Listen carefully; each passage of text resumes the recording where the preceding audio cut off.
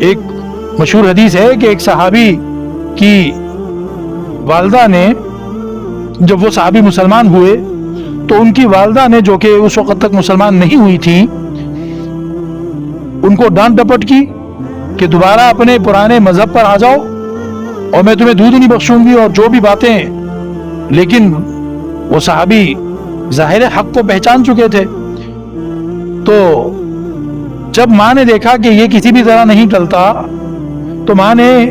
بھوک ہڑتال کر دی، بھوک ہڑتال، اور کہا کہ میں کچھ نہیں کھاؤں گی جب تک کہ یہ دوبارہ اپنے پرانے مذہب پر نہ آ جائے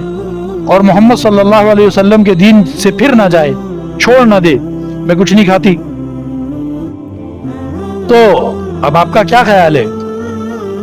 ماں نے یہ کہہ دیا، اس کے بعد کچھ بھی نہیں ہوا ہوگا، سارے رشتہ دار بھاگ بھاگ کے آئے ہوں گے، ابے تیری ماں مر جائے گی، چل اوپر اوپر سے ہی کہہ دے، اچھا ایک دن کے لیے کہہ دے، یہ کچھ کھا لے گی تو دوبارہ یوں کر لیو. کتنے مشورے ملے ہوں گے ان کو، کزن آئے ہوں گے، مامے آئے ہوں گے، چاچے آئے ہوں گے، پھپھیاں، خالائیں، کون کون آیا ہوگا، اور ان کو پکڑ پکڑ کے کہتے ہوں گے کہ دیکھ یار ایسے نہیں کر، تیری ماں مر جائے گی، بھوکی ہے، اس نے کل سے کچھ نہیں کھایا. تو یہ صحابی چونکہ حق کو پہچان چکے ہیں، اللہ کی رضا اور ناراضگی کو سمجھ چکے ہیں، انہوں نے کہا کہ بھئی یہ نہیں ہو سکتا کہ میں اپنے رب کو ناراض کر دوں، اور میں تو اپنی ماں سے کہہ رہا ہوں کہ وہ بھی حق کو قبول کر لیں، وہ بھی ایمان لے آئیں اور کھائیں پیئیں. اور ماں جو ہے وہ 2-2.5 دن سے زیادہ برداشت نہیں کر سکی،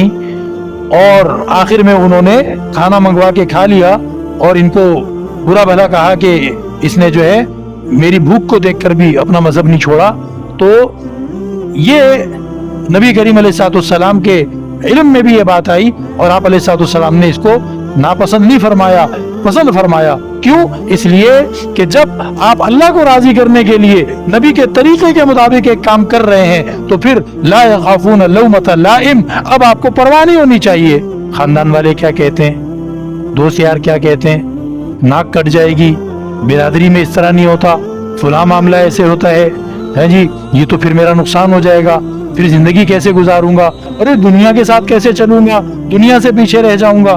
یہ وہ ساری لومۃ لائم. اللہ فرما رہے ہیں کہ جو میرے بندے ہیں، جو میرے لیے، مجھے راضی کرنے کے لیے اور مجھ سے اپنی آخرت کا منافع حاصل کرنے کے لیے عزم کر چکے ہیں، وہ پھر کسی سمجھانے والے کے ڈھکوسلوں میں، کسی سمجھانے والے کی باتوں میں نہیں آتے.